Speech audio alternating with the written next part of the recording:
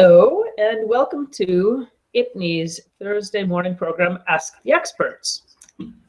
We have weekly programs on different areas of the publishing industry.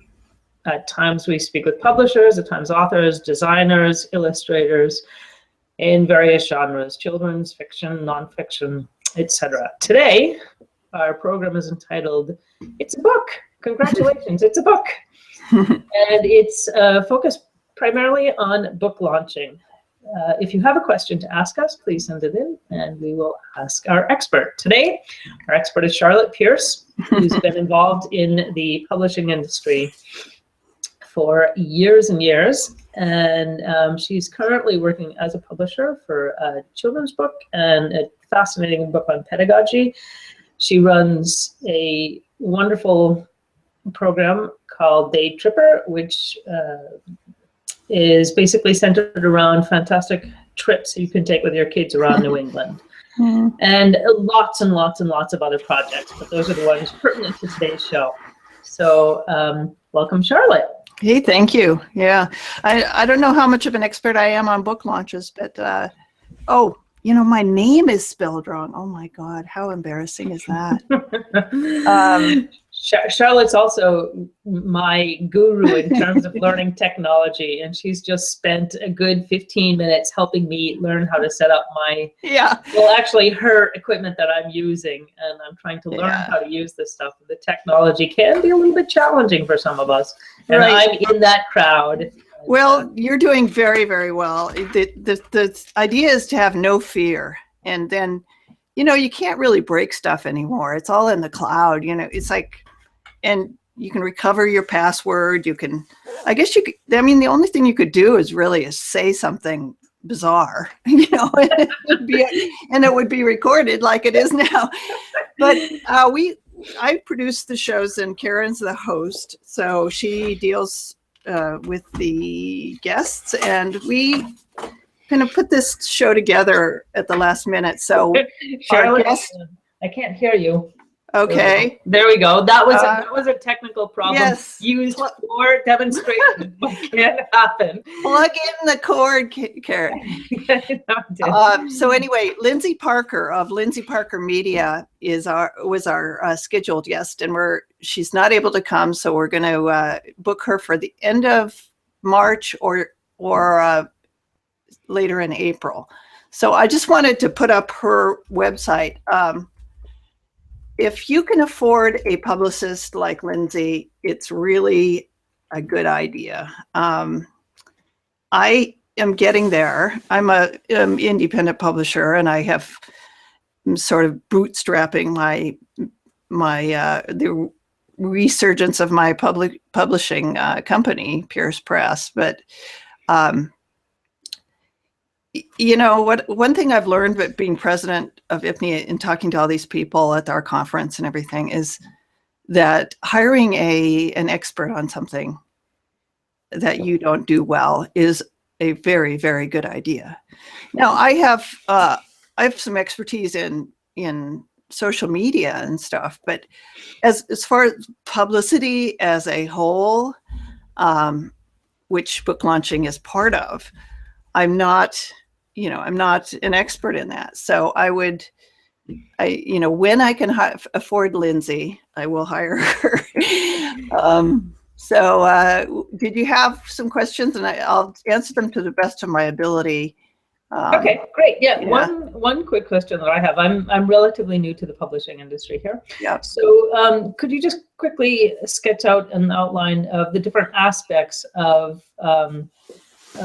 book launching? What's involved? You mentioned publicity was one aspect of book launching. What are the other aspects that an author should Well, publicity is, I think, it's a area in itself that book launching falls under. I mean, you would be doing publicity all along, and when your book launch comes, you'll activate your street team is one of your street team is people who are your evangelists, your people who really believe in you and your book. If you're a publisher, you work with your author on building that street team.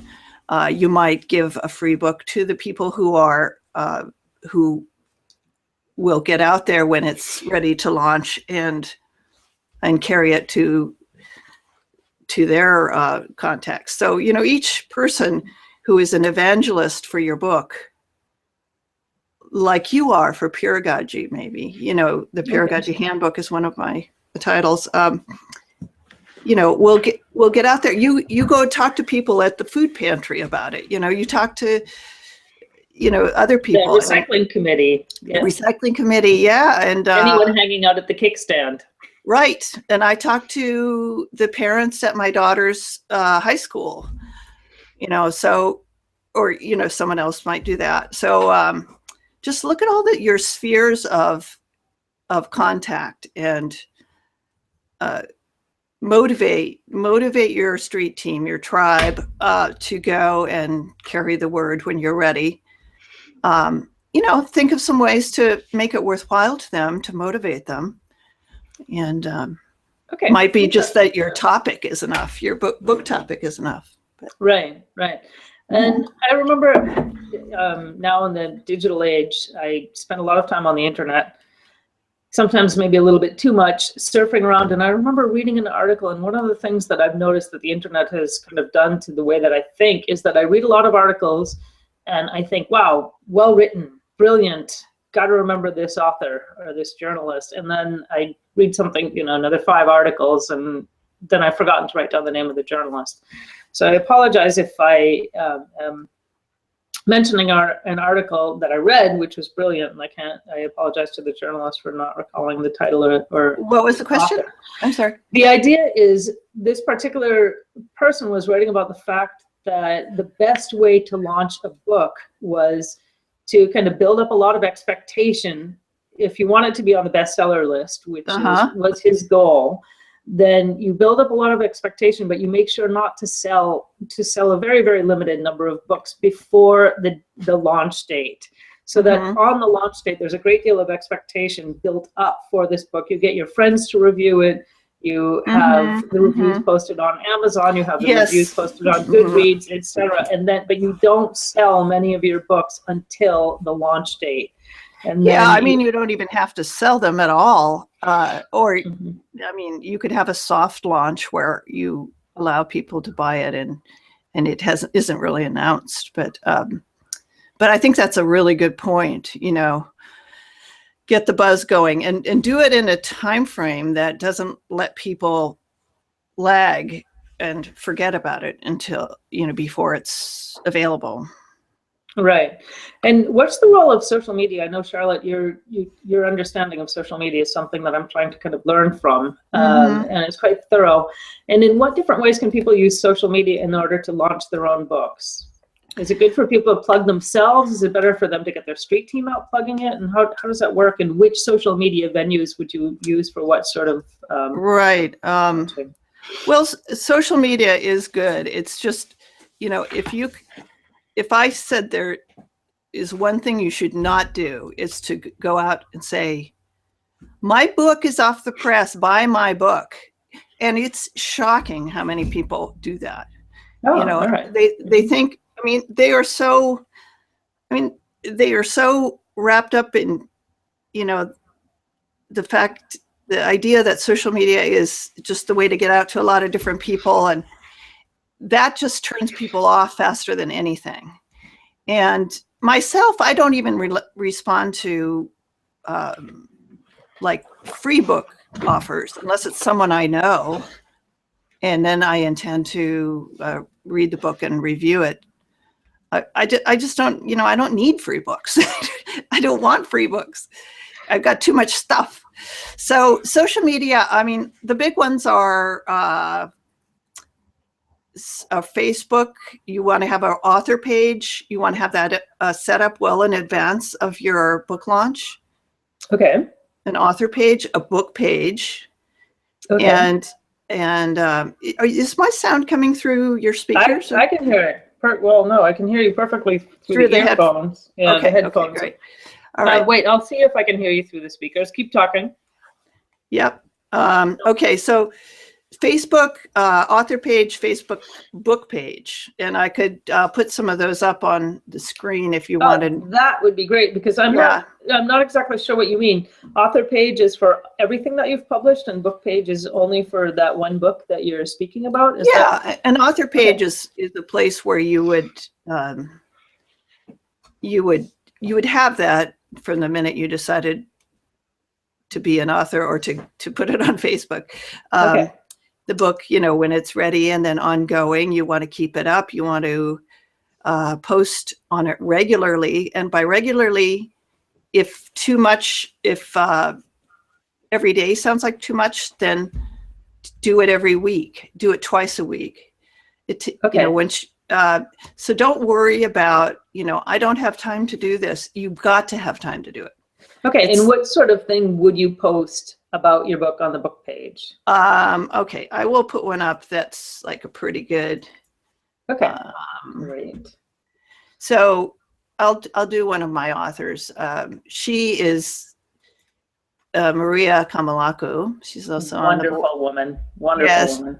So she and I set this up, and she has done a really good job of maintaining it. The series is The Adventures of Hope and Trustee. The first book is Sky Cloud City, and it's coming out very shortly. So we have been, and she has been, she's Greek, actually. She's Greek national, but she's married to a Greek American, and the story is based on a comedy by Aristophanes. So she's put up a cover page for the series. This is the profile picture for the page. It's a page, not a group. Okay. So we have in IPNE, we have a IPNE page and an IPNE group. But this is the difference on Facebook. So you want a page so that you can control the content. People can post things on it. This column on the left is where other people have posted messages about this. Okay, and these are messages all pertaining to the book. This is the book page. Yeah. I mean, you could post anything you want on them. I'm not sure exactly what. Oh, it's November. The countdown has begun, and that's Elizabeth Lorraine, and so this is people who are evangelists for Maria's book, and they are supporting her. So every time Elizabeth posts on this page, right, her friends in this, what is it, the timeline, whatever they call it in Facebook, right, can possibly, not guaranteed, but they might see her thing and say, oh, Elizabeth posted on here, it's a new children's book. Look at those illustrations, aren't they beautiful? And then Maria and I, we log on as, so when I'm on this page with my Facebook account, I am posting as, right, I'm losing this. Yeah, right, okay. Mm-hmm. Posting as the page, demonstration or ask the experts. All right. So then you publish, and so anyone who's an administrator of the page will have the ability to post as the owner of the page. Now, if I want to post something as myself or IPNE or any of my other pages or accounts, see, then it changes to my profile. I see. So then when I testing private posting, and then the private postings will go down here. Down where? Oh, I see. All right. Yeah. Off to the left. On the left. Yeah. All right. Okay. So we've had some delays in the printing process, so we haven't done. Well, we've done. She did something soon. Yeah, recently. Okay. Yeah, and here's another thing she did. Posting some dialogue. Great. Right. I mean, that's Okay. a great thing to post. Yeah. Okay. And I have a quick question about when you mentioned when you post as Pierce Press as one of her evangelists on, as you did with the Adventures of Hope and Trusty just now. How many people can you have? If I'm an author, how many people can I give access, administrative access, to my book account? I think it's 10. I'm pretty sure it's not unlimited, but okay. The way you can always Facebook has a really good help section, and people always forget that. But just go. Let's see. That would be fantastic. And can you tell us a little bit about the help section for those who are? I know I could use a lesson or two on Facebook, and I tend to, as I like to say, in one of my favorite Spanish phrases is "me da pereza," and it means it makes me lazy. And things like looking up information on how-to for dummies on the page is actually something I need to work on. Well, I got so tired of waiting for people to answer. From I think I got scared off of help when. In the dark days of the internet, when you had to wait online for Dell, for 4 hours. Oh, gosh, we're spoiled now, are we not? We have Lindsay on, and there's some. Yeah, there's some. Can you mute her until we get her? Yeah, I think the problem is probably with them. No, we can hear you. Hi, Lindsay and Fred, we can hear you. Karen, yeah. Can you mute her, or can you not? Yeah, that's why I told you. Yeah. Okay. There we go. Yeah. Okay. Because they're talking, they don't know we were broadcasting. Right. Okay. So what were you asking me? Where on Facebook do you go for answers when you have a question, for example, about how many people you can have on your administrative team for your book? Okay, so up here on the top, on the blue bar on the right, there's kind of all the things you can do with pages and groups. And ads. You might want to create an ad. They're not too much, and you can pay. You just decide your budget. You want to pay $10 a day for 3 weeks, or $5 a day for 3 months, or you can set. So those are ads. You have to have a payment method established. Okay. Any particular recommendations in terms of payment method? No, just whatever. Help section. So this is, you go up here. Okay. So, and then we're gonna say how many administrators on a page. How many people can have a role on the page? Okay. That's probably what you want. There's no limit. Oh, that can have a role on a page. Okay. Right. So there's no limit, which I thought was 10. Maybe that's because you can only have 10 people on a Hangout. Or maybe I've noticed one of the things I've noticed with a lot of the social media sites is that they're constantly changing. And so it could be that 2 weeks ago the limit was 10, and now there's no limit, and next week it'll be 21. Yeah, you are so right. But I mean, the thing is that one of the things that I've noticed, and then I'll get right back to your point, is that in running businesses that I've worked in, I've also noticed that, of course there are going to be changes in the social media websites, because as you run a business, you respond to the demands of the environment, and I'm sure that social media is exactly the same. But I think that the reason why I'm so surprised at the changes in social media is partially because of the investment of time I put into trying to keep up with the changes, and it's frustrating. And partially because computers, up until social media really took off, were pretty dependable. There was not this rate of change that there is now. That's so true. You've hit it on the head. And people like me are I'm just built to be adaptable. I don't know. Well, especially to social media.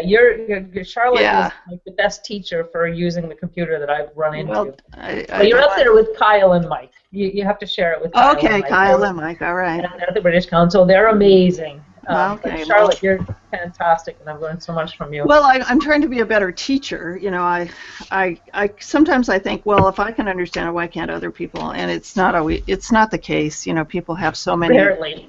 different specialties and good things that they're good at. So, Mhm. so I just wanted to. This is our IPNE our IPNE page. It's a public page.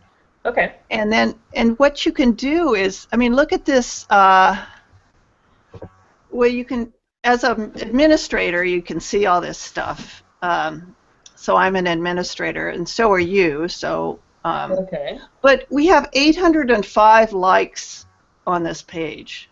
Great. So this is people who have gone in and liked the page, and I don't think it'll tell you who they are, but you can. Wow. So that's a lot, and that's a good number. It's not as many as some other sites, but then we have a member page as well. Okay. And now, what would you say? What's the biggest difference between the IPNE page we just looked at and the member page? Well, I'm sorry, I should have said member group. Okay. So this is a private group. You have to be an IPNE member to join. All right. And so this is, you know, a member benefit that people get, but you have much more ability to engagement by people in this group. Okay. So I just wanted to say that, like Elizabeth and other people have said, you know, can you read my book and if you are motivated, review it on Amazon. Right. So that's tied to the publicity and the launching, you know. Right. Yeah. Right. Well, I also noticed, Charlotte, when you were looking at the IPNE page, that there are a number of IPNE member books that are advertised on that page. Right. Advertised for sale. Would you like to mention something about that? In terms of that's publicity right there. It certainly is. I mean, anyone who comes to this page, the 805 people, whenever we post something, they get a notification of some kind. And they like it.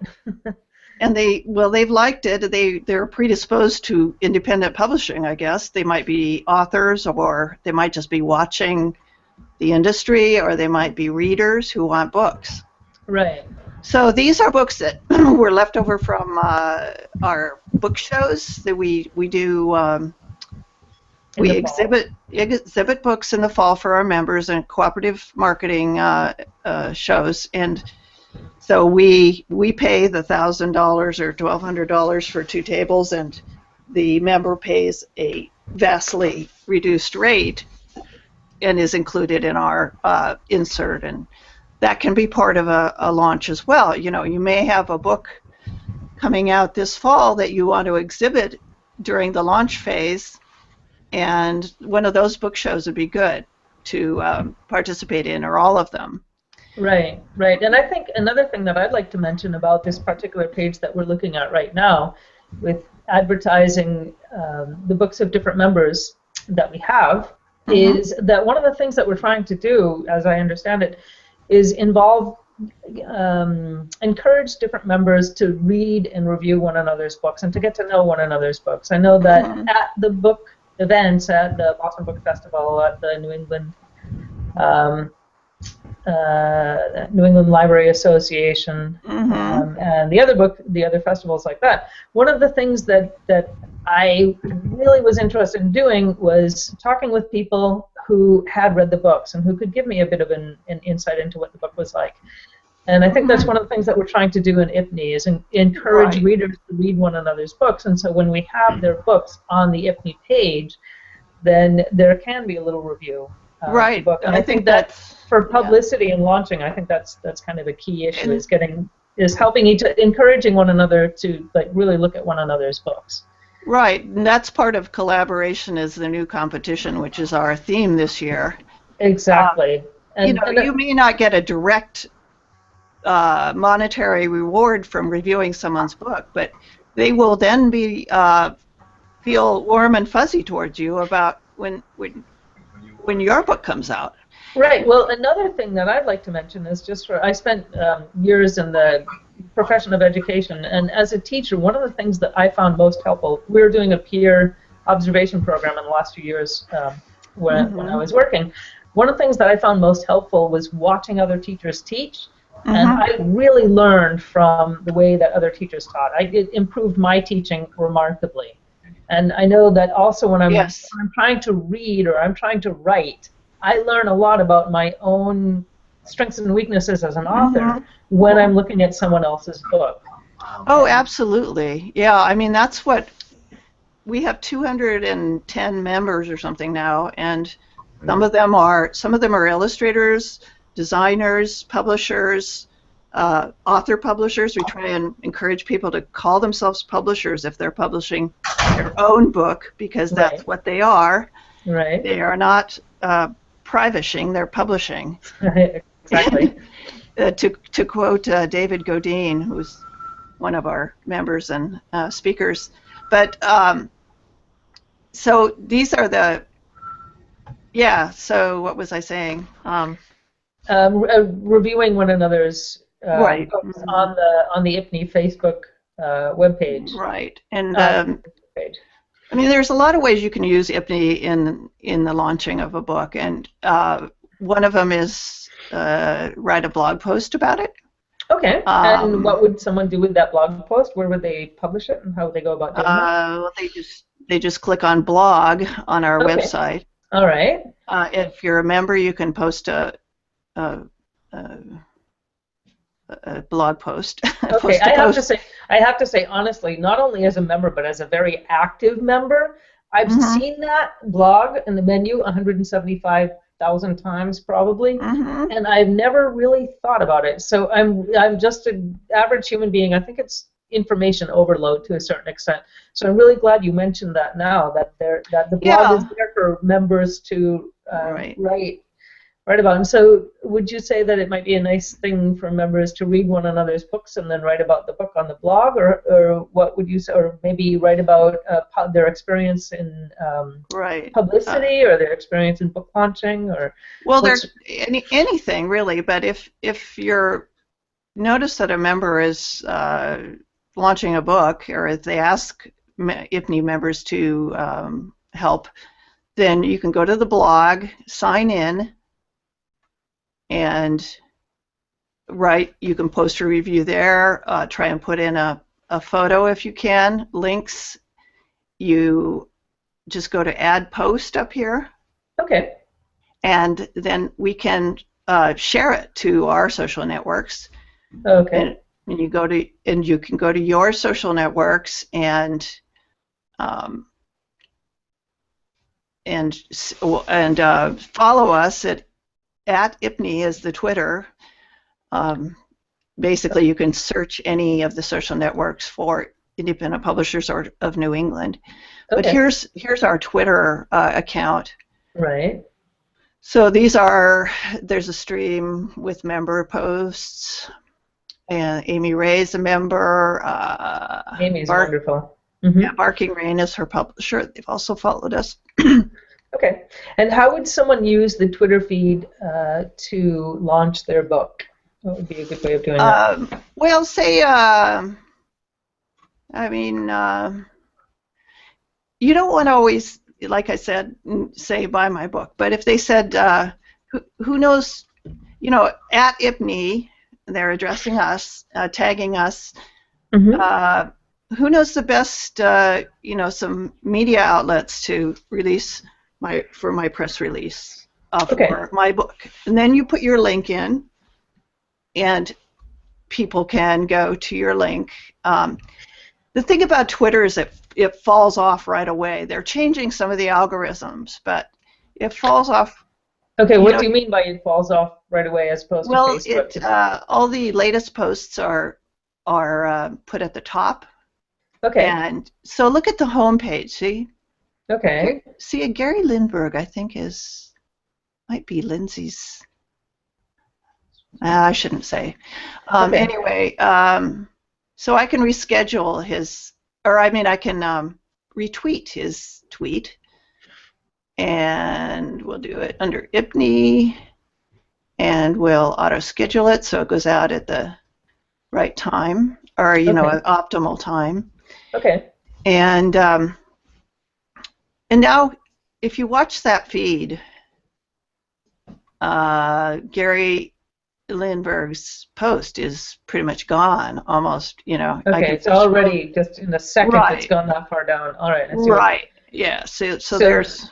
Okay, so that's a drawback then to using Twitter. Is the stream just goes so quickly? It's like watching. Well, it's a drawback, but it allows you then to you can repost stuff at intervals. Try and change it up a little bit, because there's no guarantee that that the person who saw it the first time will see it the second time. In fact, there's probably more of a likelihood that they won't. Okay. So there's that. Yeah. What else? Okay. And then I noticed you also had LinkedIn as a tool when we're looking at. Right. I'm not so sure. I mean, there are some communities on LinkedIn that are good, that are book related, but I don't think readers really go there to find books. Okay. And what about Google Plus? There's another. Google Plus is a little more, but I think the main thing I would say about social media and launching is make sure that you've built up an author platform way before your book launch, like the minute you know you're going to be putting out a book yourself, or a small press is going to be putting it out. Okay, so that it looks more natural when you're people know you. They have you have an authenticity and a respect. People will listen if you have established your presence on social media before you ask them to buy your book. Okay, so when you say long before the launch date, are you speaking weeks, months, or even up to a year? Well, more as long as possible. Okay. And months definitely. But it should kind of reflect your social media presence. Should just sort of reflect your personality and your passion for your book and for many other things. You can always artfully bring the reference back to your book, or to just keep highlighting it in your stream, as they call it, your postings. Okay. Also have your own blog, and then you don't have to, like my grandfather said, don't always play the other fellow's game. What did he mean by that? He meant, like when I go on Twitter, I'm playing their game. When I post in my own blog, I'm playing my game. It's bringing people back to my site. It's harder because you have to make sure your website and your blog site is up to date, it's engaging, it looks good. But if you then take your blog post, this is what a lot of people are doing here. This is why they have links. See, Brian, who's one of our board members, he always posts a link, and I bet you half the time it goes back to his own site. It might go back to someone's site that he's promoting himself. Okay. But if you do it, then you can control the focus. If you have a good posting on Twitter that says, I don't know, let's look for a good one. Developing an eye for good design. If I'm a publisher or an author, I might want to I want to know how to talk to my designer. I want to know what a good book design is, and then I'll click on this. And I've gotten to Glenna's site, where she has put this wonderful blog post up about, you're not seeing my... I remember that. I remember the blog post. Glenna is just a fantastic person to work with. Right, I'll show you. She knows book design incredibly well, the whole field. She teaches aspects of publishing, and very, very wonderful person to work with. Yeah, and for she book design. nicely put up this blog post for people and posted it on our private page too, just so that Right, I remember reading that. That was great. because people don't always know. You might think you put up you could publisher or InDesign, you know how to create a book, but you might not know that you put more space on the margin and on the left, on the gutter side, and the the inside, Right. than you do on the outside because of the curve of the book. That's Right. stuff. And so that's gone from Twitter directly to her website, where she controls the message. I see. Okay. And someone may decide, oh, I'm not interested in that, and just go back to Twitter, or they might Right. say, buy the book. Right. Twitter isn't going to tell, then you don't have to tell them on Twitter, buy my book, go here. You're giving them Right. the information. Right. Right. And you're paying it forward, really, by giving them some valuable information. Right. Okay, I have one last question, and Yes, that was ma'am. if you could go back to the IPNE website and the blog section of the IPNE website. I noticed there that I think Elizabeth Lorraine might have reviewed something or wrote a blog site about working with Jenny. Yes, really sure. we have a program, kind of a activity that we're doing. It's tag team interviews, and Okay. our members are interviewing another member, posting it on the blog, Okay. and then Right. the member that's interviewed. So Jenny will now interview another member. I see. Oh, that's a fantastic way for everybody in different areas of the industry. I know Jenny works in design, and Elizabeth is an author.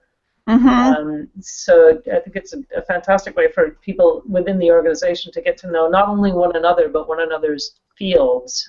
Exactly. That they're working in. So, okay. And the readers of our blog get information that's really helpful to them. So, this is, if you were just starting out and designing a book, oh, she muted you, Karen. I think we don't want to. You're going to unmute yourself. Yeah, there you go. Okay. Okay. She's learning. She's learning. She's right now. Right. She's learning. Yep. So what was I saying? The So tag team. the tag team and members get information that is useful to them. Okay. Then we go to the, if I take this out of admin and go to public view, I can put it on Twitter or any other social media. I can email it to someone. Wonderful. Okay. I might say, I won't do it because I've already done it, but or I could do it again. I can do it again. Right. On Twitter, but I can then email it to someone. So I'm going to email it to me. Well, I'll email it Yourself. to a journalist I know at Shelf Awareness. Okay. We might say, suggest an article on book design. Does book design affect how you read a book, or it's are you getting muted again? No, I just muted Lindsay because I don't know if you could hear it, but Lindsay, if you're listening, I was getting a lot of interference from your computer, and I couldn't quite hear Charlotte. So okay.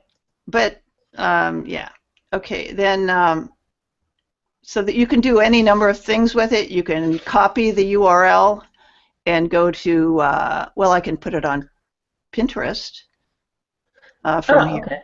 Right. I can pin it to my independent publishing page, and those are different ways, and if you make it easy for yourself by putting up these bookmarks, that's helpful. I can also put it on. Okay, I just have to mention to anyone who happens to be listening, everything that Charlotte's talking about now is really very confusing to me a month ago. And I think that I remember thinking a month or so ago, I'll never be able to understand this. This is way too confusing for me. And by watching Charlotte do this and by working alongside her, I've learned that it's actually not that confusing. But I do remember the feeling of, I'm overwhelmed, this is too much. So, I realize that, yeah. I mean, no, but I guess what I'm trying to say for anyone watching, that that it's really common. It's a really common feeling to think like, oh wow, it's so complicated, and it is to a certain extent. You just have to learn, which buttons to push where and when. But it is worth the effort, and it's actually kind of fun. It is fun, and when you see it working, So I'm putting this on Google+, great outline on the book design process, where I happen to have 4,000 followers on Google+. It's going to get to someone, and Jenny's going to get, I can't say whether she'll get a job from it, but it will be exposure. Someone might save the article. Someone might come to IPNE and join. There are many, many advantages of that are really hard to define, So you kind of have to be omnipresent, which is hard, And I know you have kids and you have a job and you are trying to publish a book, but if you can't get Random House to publish your book and take care of some of this, then you need to learn how to do it, collaborate with people who can do it on a collaborative basis, so that when you publish a book, you'll each get a share. That might help you get started. Right. There are different ways to bootstrap your operation and still.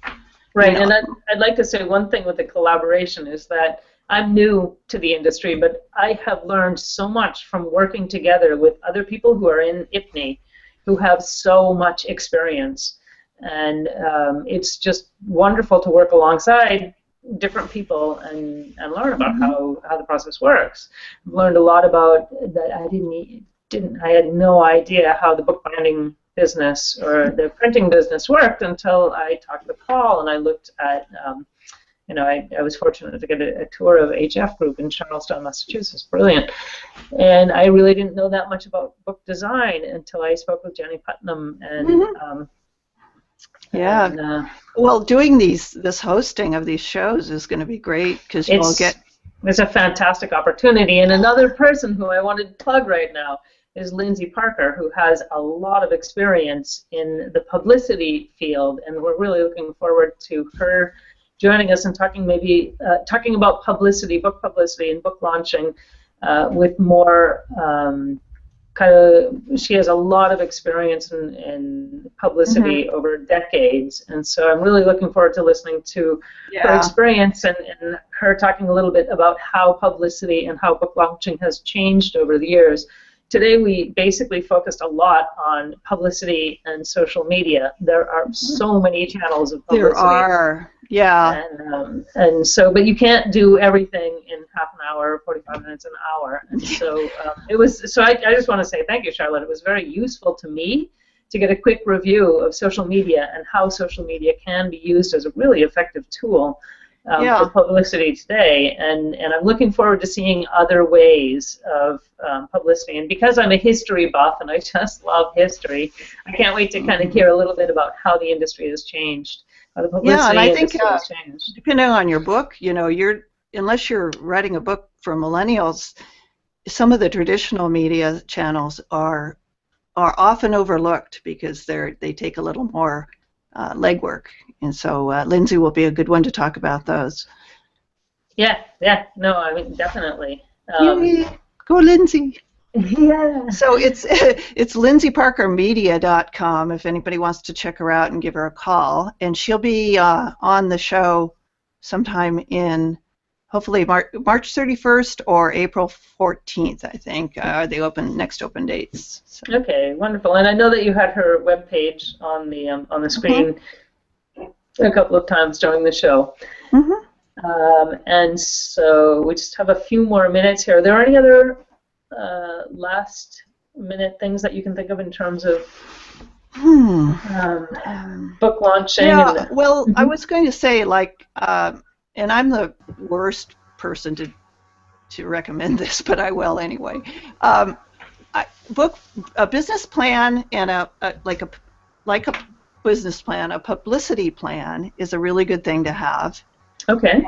If people contact IPNE, we can send them a publicity sort of timeline that we have gotten amassed in our resource file. So you can do your own too. Just kind of back it out from your publication date back to like I think they say 3 months ahead you should be notifying newspapers and journalists, and so that kind of thing. Just use your common sense if you want to do it yourself. But there's plenty of resources out there. Okay, great. And what other things? I'm completely new to the whole publicity aspect of it. And so what other things are important? 3 months ahead, you said, on the timeline. Contact kind of journalists and see if you can get it out in the media a bit. Anything else? Right. And you mentioned earlier your set up a schedule for your social media, and give it a try. Set up your author plan, your author platform. Start reaching out on the social media to people who are interesting and who might be interested in your topic. And that's a very good point. So, for example, imagine that I'm publishing a novel based in New England and associated with family drama, kind of like old New England families. Who are you thinking or of immigrant families. Or for example, my own family. My own family. Immigration is a fascinating issue for me. And imagine that I'm writing a novel based on kind of the process of acculturation that you go through as an immigrant, and tie in all kinds of codependency and addictions and things like that into the novel. Who would I reach out to if that's what my novel is about, and I'm trying to set up kind of a street team and a group of evangelists? Who might I reach out to for that sort of I'm thinking, I don't know, immigration lawyers, psychologists, schools, people like that. There's also special, associations. You can offer yourself as a speaker, because by the time you do that, even if it's fiction, right, you're going to be an expert.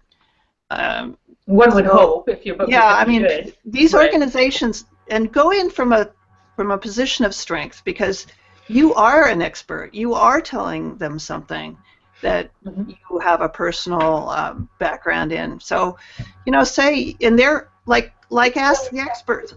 Our show is completely, we are voracious for topics and people to be on. That's why we rushed Lindsay a little bit and she couldn't come on today. But I wanted to say, come on our show, and then you can use the link. It's all Creative Commons. It's, there's no proprietary. You don't have to pay us for the show. If you're on, you just put it on your website, and here's you speaking as an expert. Okay, great. Okay, Charlotte, we have 3 minutes left.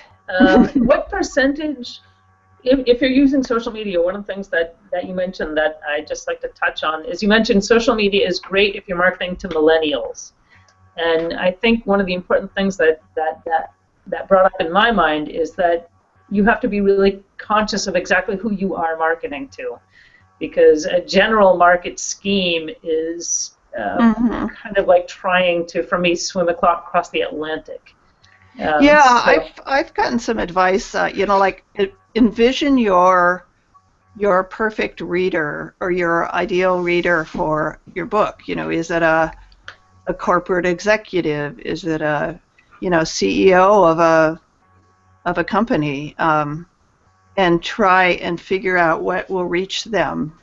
I forget what it's called, but in business there's a word for envisioning your I'm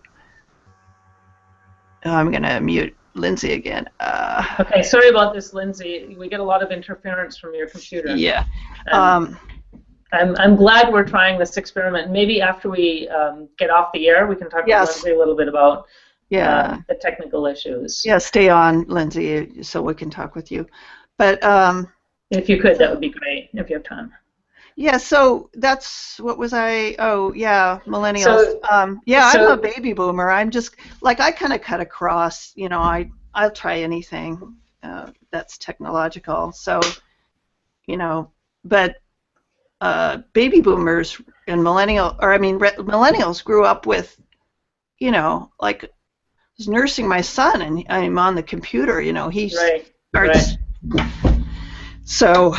No, in education we refer to them, well, not just millennials, but anyone who grew up with technology, especially with Web 2.0. They're digital natives, as opposed to those of us who are kind of over 30 years old. We're digital immigrants because they grew up with the language of it's the true terminology we use in education. Yeah, and once in a while, even as much as I know, I'll run into a kid that's, you know, like. And they say something I just can't, I don't even get, you know. Yeah. So. Well, I remember in teaching we used the interactive whiteboards, which were totally digital. And 9 times out of 10, when there was a problem, I could ask a group of 7-year-olds, okay, can anyone help me solve this problem? And it was fantastic because I'd get like 6 or 7 kids up at the computer trying to help me unfreeze the whiteboard, the electronic whiteboard we had, and it was fantastic watching them work together and then having them teach me how to do what I needed to do every time I ran into that snag. And it was fascinating watching them because it really was like a first language for them. It was really easy for them, and for me, they got really frustrated with me because I had to learn it as though I were learning a new language. So if you are marketing to millennials, it's good to know about social media, but by the same token, if you're not marketing to millennials, it's important to know about more traditional forms of media. Yeah, and I mean, don't do what you can't do, you know, just if you can only handle Facebook, just stick with Facebook, but be consistent. Right. Do it well in advance, plan it out, be authentic. I think those are really good things to remember. And hire a professional. Yes, hire a professional. Hire someone with a lot of experience in the area. If you can, yeah. Okay, well, we're going to close today's show, and thank you very much for joining us, for everyone who's here. The next week's show, Charlotte, is... It's an interview with Chris Keneally, who's... not head, but he's director of something at the Copyright Clearance Center. He speaks all over the country about copyrights, and we're going to try and find somebody on in the legal profession to talk about book contracts as well. It kind of seems to go together, those two things. Yes. Chris is just, you know, he's loaded with information. He's a really good speaker, so I'm excited about that. Fantastic, wonderful. Well, I hope you can join us next Thursday. To learn a little bit about contracts and copyright information and the legal side of publishing. Thanks again for joining us, and see you next week. Charlotte, I'll leave